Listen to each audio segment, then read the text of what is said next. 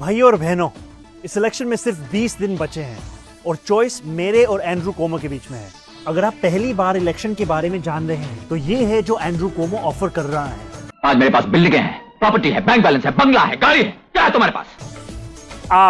आपकी वजह से हमने $8 मिलियन रेज किया है, 6 लाख से ज्यादा दरवाजे खटखटाए हैं और बस इतने करीब है इस शहर का पहला साउथ एशियन मेयर बनाने के लिए। पर बात ये नहीं है कि मैं क्या बनूंगा, बात ये है कि मैं क्या करूंगा हमारे कम्युनिटीज के लिए और हर एक न्यूयॉर्कर के लिए। मैं हमारे शहर को अफोर्डेबल बनाऊंगा।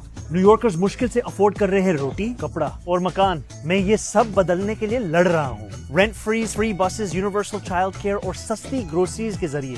पर आपको एक सवाल पूछना चाहता हूँ, तुमने कभी किसी को वोट किया? कभी किसी को रैंक किया? देखो, यहाँ न्यूयॉर्क सिटी में हम रैंक चॉइस वोटिंग यूज करते हैं। इसका मतलब है कि सिर्फ एक कैंडिडेट को चूज करने के बजाय आप 5 कैंडिडेट्स तक को रैंक कर सकते हो अपनी पसंद के हिसाब से। सोचिए, ये 5 लस्सिया कैंडिडेट्स हैं और मैं ये वाला हूँ।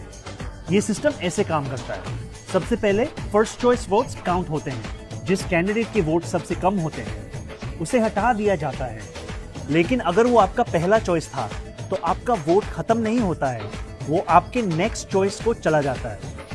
ये प्रोसेस तब तक चलता है जब तक किसी कैंडिडेट के पास आधे से ज्यादा वोट्स ना हो जाएं। आप जितने ज्यादा लोगों को रैंक करते हो उतनी ज्यादा आपकी बैलेट और आवाज में ताकत होती है। इसलिए मैं चाहता हूं कि आप मुझे, ज़ोहरान ममदानी को, अपने बैलेट पे पहले नंबर पे रैंक कीजिए। और सिर्फ मुझे नहीं, बाकी बैलेट भी जरूर भरना। ये 3 दूसरे कैंडिडेट्स हैं जिनको आप रैंक कीजिए। लेकिन एक बात याद रखना, एंड्रू कोमो को रैंक नहीं करना। उसका कैंपेन ट्रंप के डोनर्स के पैसों से चल रहा है। अगर वो जीता तो डीसी के साथ साथ एनवाईसी भी उनका होगा। विश्वास नहीं होता तो खुद उनसे सुनिए कि क्या होगा अगर कोमो जीता तो।